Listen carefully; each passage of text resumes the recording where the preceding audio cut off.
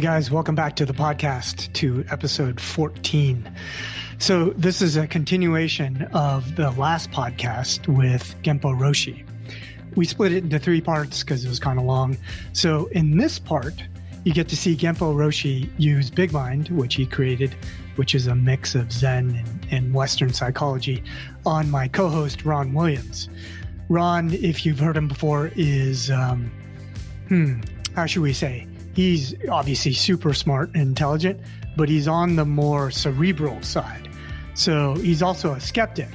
So in this session, you'll get to hear Ron tap into a skeptic, and then the opposite, which is a believer. And then you get to see him touch on some pretty cool stuff like the meaning of life and the illusion of the self and the end of fear, and a bunch of cool stuff. So listen in. It's been super interesting. I've been working with Tony. I don't know how long now, Tony. 6 years, 7 years. Yeah, 6 or something. Yeah. And we started a relationship, in coaching and Tony applying some basic Zen principles and exercises and things, and they were pretty helpful in helping me become more aware of how my brain was working and thinking about how it is separate from the rest of the world, and then even inside of itself. Like it was a super interesting set of exercises, and then I've always been skeptical since adulthood of various types of religion and even self-help type stuff in general, and then when I started thinking a little bit more about Zen, one of the things I realized that I should respect about it is it's old. Like, there's these basic principles that go back, many thousands of years. And I think, even without, whatever you call science or long-term study of things in a very practical kind of scientific way, if you spend thousands of years thinking about how your mind works, and how to integrate yourself, into the wider world or universe, you're probably going to land on some fundamental truths, and maybe even if they're not fundamental truths, like in a physics provable sense, they definitely work. And so like, to me, it's super interesting. The things I've been able to pull out and leverage for myself, while still, feeling like I'm pretty distant from any kind of, religious experience or whatever. And I think there's a lot out there for people to dive into and learn a little bit about themselves and how the mind works, for sure. Like, what's an example? Can I butt in for a second? Yeah. Because I don't know exactly how and what we're doing. Can I work with him a little bit? Yeah, have at it. Yeah, sure. Yeah. Yeah. So it's Ron, right? Ron, yeah. Yeah. Ron, I want to see you, but I can't see you yet. So say something. It's Ron. There you are. There you are. Okay. So you kind of said something really, really amazing. So if you say, how did you word it? That I'm not that interested in spiritual things, right? Yeah. How did you word it? Yeah, like as I entered adulthood, I started being skeptical of religion in general, So let's just go with that.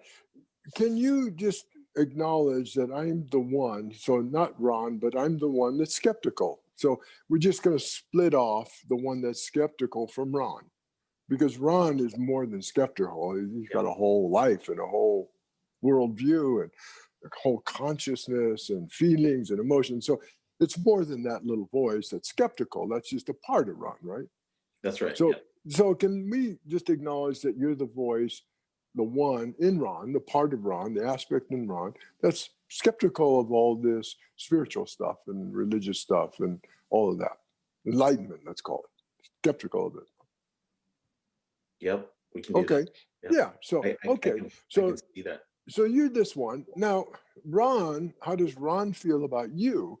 You're the one that's skeptical. When you look at Ron over there, and we're going to put Ron in a corner of a triangle. We're going to put him at the base in the right-hand side, and you're the base in the left-hand side of the triangle. You're over here, and he's over here. Look at Ron, and you say, well, he maybe appreciates me, or he likes me. He feels he saved me from a lot of stupid things, or I don't know. So tell me about how you see Ron as the one that's skeptical of all this, let's call it enlightenment stuff. Yes. So, I see it as maybe you're the one that's skeptical. You're the one yeah. skeptical, and you're looking at him. So he sees you in what way? Because you're skeptical. How does he see you? We'll get back to you in a minute, but how does he see you? How does Ron look at you? What does he see? Yeah. So I think there's something there that is, it's definitely there's a protector there. There's yes. Right. There's something there to try to keep you from making errors, getting hurt, whatever, being misled, maybe even losing money or whatever. Absolutely. So, right. Spending fortunes on doing this trip and that trip and tending these kind of, and time. Yeah. Right. So he actually appreciates you, the one that's skeptical. Am I right? Yeah, no, for sure. It's definitely one of the key parts, I think, of a rational being, right? You want to have that. Beautiful. Well said. How do you feel about Ron? How does a skeptical one feel about? Yeah, is the one that's skeptical. Yeah,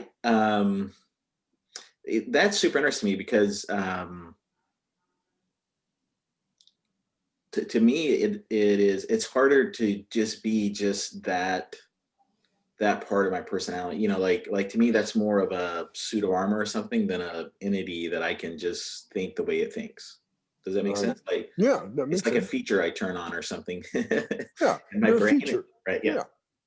You're a feature of him, exactly, or an aspect of Ron. And when you get turned on, you're skeptical of some of this spiritual and religious stuff.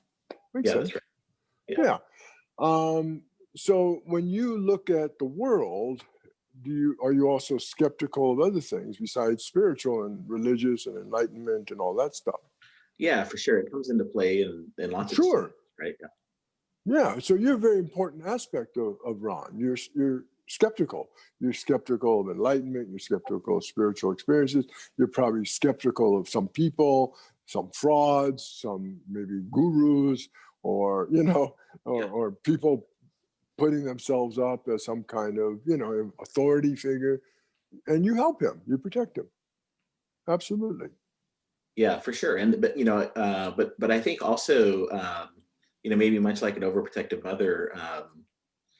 It does take away, by trying to mitigate that risk. I take away. Yeah. I want you to own this now. Yeah. I take away a risk. Yeah, that's great. Yeah, that's a great way to think about it, right? So I end up making these decisions that potentially leave learnings on the table, right? Or right? There's a cost to letting that run too far. That's right. Do you have an opposite? The one who's not skeptical? Yeah, for sure. I think maybe stronger than a lot of people. I mean, that's why I'm in startups and yeah. So can I speak to the one that's the opposite of you? You're the one that's skeptical of enlightenment and spirituality, right? Yeah. Can I speak to your opposite? I'm going to leave it unnamed. I don't know what you want to call it. But let me speak to that one. So I'm no longer speaking to Ron, and I'm no longer speaking to the one who's skeptical. I'm speaking to the opposite of the one who's skeptical. You're not skeptical. Yeah, for sure. And I've gotten better at, as a child, that was on a lot more, right? You were. I was. Yeah, I was. Yeah, and then and then and then when you move into adulthood, you start questioning everything you were told as a child, or you look around and you see people doing different things that you were told you shouldn't do or can't do, or or whatever. Right. And that's where the skeptical Ron really starts to flourish. And now, as I've gotten older, I'm definitely more open to both taking risks and learning and experiencing more of these things, right? When you look, risky. when you as the one who's not skeptical, look at your twin brother over there, he's not an identical twin, he's just a twin. The one who's skeptical, do you see him as limiting Ron at all? Ron's Yeah, for sure. Yeah, for sure. By him being protective and protecting Ron, right? By being skeptical, you can kind of see the limitation of that, right? Yeah, for sure. Yeah. Yeah. And what do you feel about that? Do you feel that Ron listens to you when you say, wait a minute, that's too limiting. You leave too much on the table unknown. Do you ever say that? Yeah. Again, as I've gotten older, much more so now, right? As he's gotten older, yeah. Yeah, in part because, one, there's less downside risk from lots of things. And then also, maybe you're, I'm bored and want to do something different, or, or new experience or whatever. But also I think just, and in part because working with Tony, that just better integrated to be able to not let the protective side have as much. Like, it may still be on there banging on the window trying to say something, but just quieting it, right. and letting things go. That being said, it is, and I think this is more me than some people too.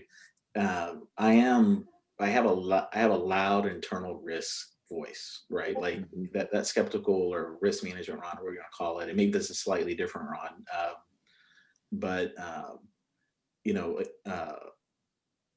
there's it's not really paranoia, but there's more aware of potential issues and lots of things, whether it's crossing the street or work decisions or technical issues or whatever, then I think a lot of people put energy into. Like, it's something, and I built a career around it as as part of that. But that being said, I've gotten much better, I think, at making sure that I still let other data come in and still push the risk envelope, especially personally, further out, right? Than I would 20 years ago or whatever. Yeah. So what I'm getting at is you serve Ron very well too. So there's the skeptical guy over there who's more skeptical, but you're more receptive, more open. You're willing to take risks. You're willing to leap in and get involved, right? Yeah, that's right. And there's probably a nice balance. Yeah, I don't know if balance is the right word, but I like when you move your hands. It is more like it is a seesaw, right? Yeah, like, it's a seesaw. Yeah, that's right. Yeah, seesaw is looking for balance. Yeah, that's right. It is looking for balance. I would say not often balanced, but it's definitely yeah, like here. That's right. Yeah, that's right. Right. Yeah, and kind of depending on the context and personal. Can you imagine if there was always balance, always equanimity? Yeah, right. That'd be an interesting state to be in. Yeah. That'd be kind of peaceful, right? Yeah, that's right. Yeah. That's right. Well, that's a lot what Zen's about. Finding that peace, that harmony, so that things are more balanced, because they're like this all the time, right? Yeah. Right? That's our life. That's Zen. That's our life. How do we find this equanimity, this peace, this freedom to balance out and harmonize so that there's no longer internal conflict? Most people run around life, especially when they're trying to sleep, so it's not just running around life, but in life, are very, very much in a conflict with themselves, an internal conflict, at war, you can almost say, within themselves. I should do this, but I want to do this. I should eat well, but I prefer crap. I should exercise, but shit, I'm tired and I'm bored and I don't want to do it. I should get outside more, but I'm more comfortable in my chair. You know, we're constantly at this little war within. Zen is about making peace with these opposites, because a lot of life comes in opposites. Like if you imagine right now, Ron, imagine everything you know, and you have access to it, everything you've learned, everything you've ever experienced, everything you've ever been educated with, everything you've discovered, everything you know. Yeah, put that in some kind of container, let's say your skin. It's inside your body. Maybe it's even in your head. I don't know, but I think it goes beyond your head. It's your whole body. Put that in. And then think about everything that you don't know, that you've never experienced, you've never learned, you've never been educated about. I mean, that's pretty big, right? Yeah, for sure. Can I speak to that? Flip. And let me speak to that which Ron's never learned about, experienced about. Just let me speak to that and just say, I'm everything else, everything Ron's never learned. And then we'll just acknowledge that. I'm everything Ron's never learned, from beginning of time to the endless time, from this earth to outer space. I'm everything that Ron has never even imagined, learned, knows. Okay, let me speak to that. Yeah, this you don't have to understand it. Right. That's the problem. This interesting part of the combo, because you don't have to understand it. Yeah, I've never been able to reach into there, and like even there's no way to reach it. I'm not even asking you to reach into it. Just let me speak to it. We'll find out. We'll tease it. So just let me speak to it. Just say I'm that which Ron has no clue about. He doesn't know. Okay, I am that which Ron doesn't know. Okay, now just sit for a moment and see how big you are, how vast you are, how huge you are. Just be there. Yeah. Just stay quiet for a minute.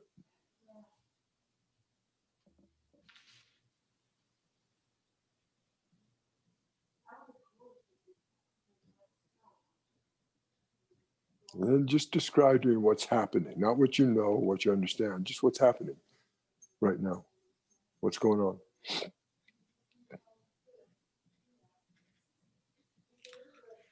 Yeah, one, just being quiet. There are lots of sounds, very tiny ones from my toes, slightly moving across the floor, to what's going on outside. There's people walking by the sidewalk talking that I hadn't heard before, and you can hear a plane in the sky, and those kind of things. And then the other part is you really start to quiet everything inside. I wasn't really thinking about the rest of my life, or any what I was going to do tomorrow, or this call, or whatever. I was just I guess like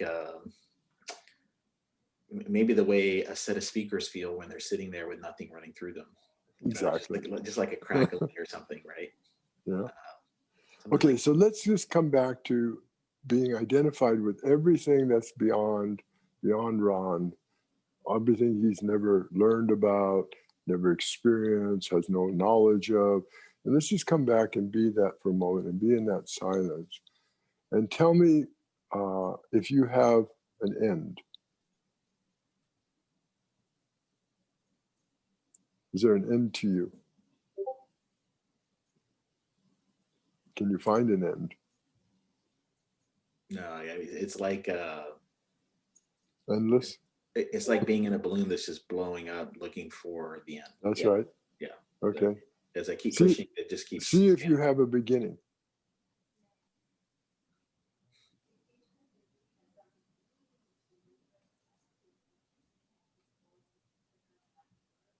Yeah, same thing. It's just diving down a hole. Like. See if you have a birth.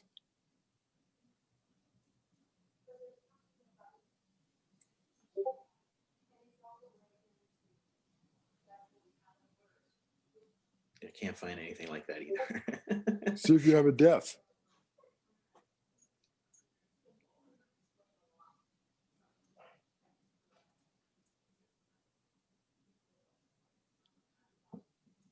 No, it's yeah,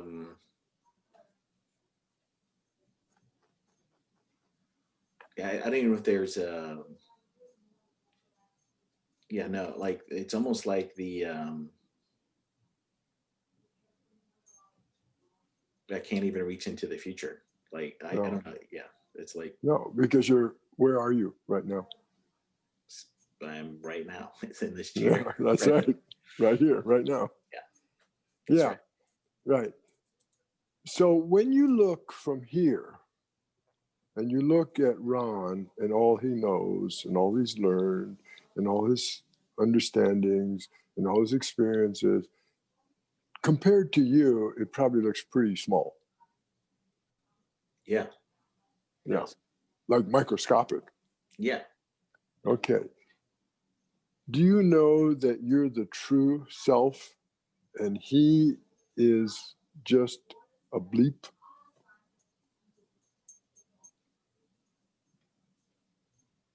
You created him.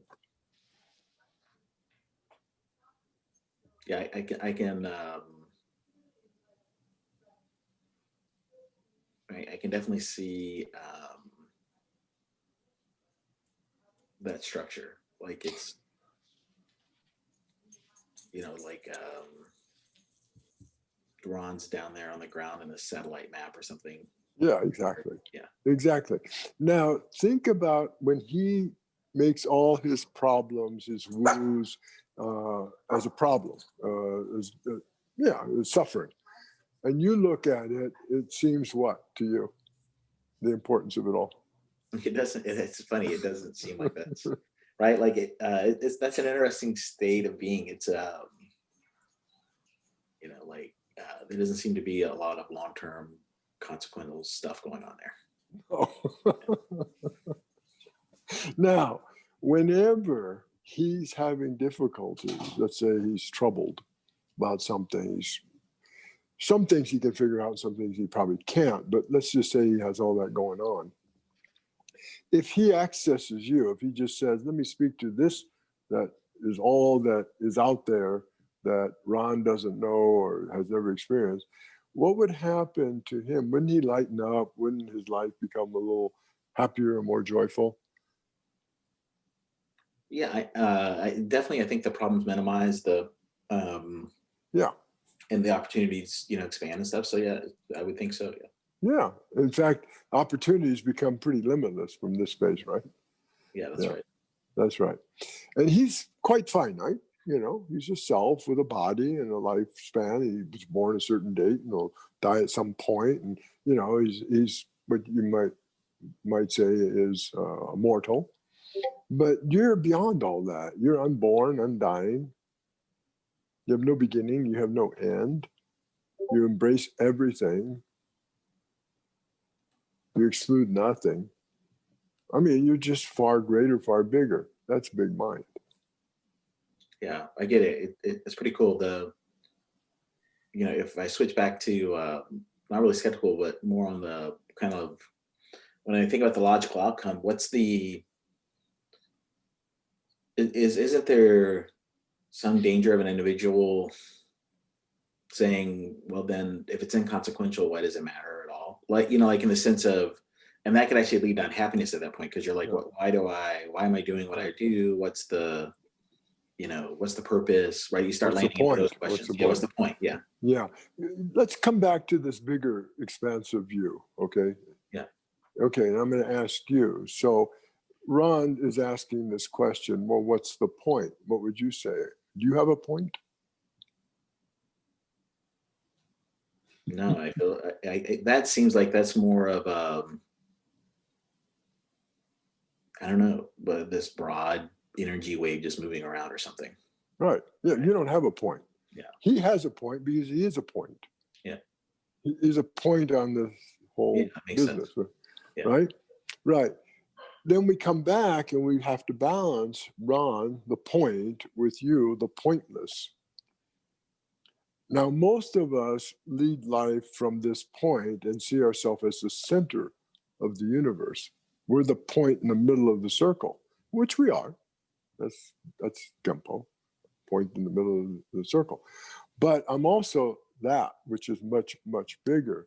And to find that balance so that we're not so self-centered, not so self-focused, so important, you know? I mean, what's the problem right now in the world? Well, it's obvious, you know, power, greed, all these things, right? Because we think of ourselves as so important, like, you know.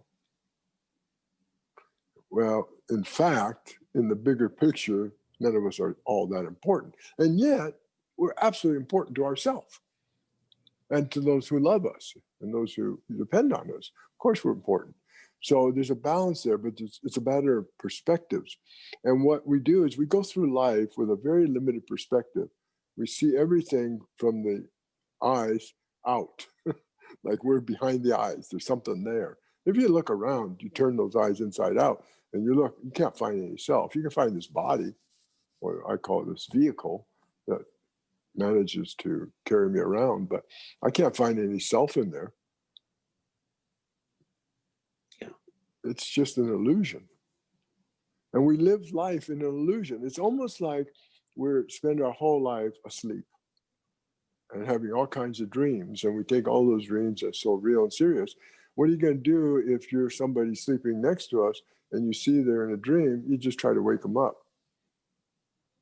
You know, we need to just be wakened up from our dream and see that life is much, much bigger, much greater, much broader than the way we perceive it. It kind of puts everything into its rightful place. That's a lot about what Zen is, putting everything in its rightful place and a kind of rightful perspective on things. You know, we have some absurd ideas that center around this egocentric self. And if you think about what's causing problems in the world, this is it. In Zen, we call it greed, anger, and hatred. But from this big place, you didn't have any greed. You didn't have any fear either, did you? There's no fear. Yeah, there's no fear. Yeah. There's no fear. And there's no greed either. What would you fear? You are everything. There's nothing to fear. So people work on fear, they try to get rid of fear. That doesn't work. That's like taking a child called Fear. You name this child Fear. You lock them down in the basement. You throw away the key. You have no windows and no doors, and you don't let them see out. And then you expect the child to relax. Fear just gets more and more worked up. You know, yells, screams, let me out of here. But if you give Fear, let's say the penthouse with a 360-degree view, Fear just sits there and watches. Just looks out. It does what it's supposed to do. It warns us if there's a danger coming. That's kind of big mind. I mean, this is a very brief version of it, but that's kind of a touch of what big mind is. And thank you, Ron. Do you want to say anything? Thank you. That was great. Thank you.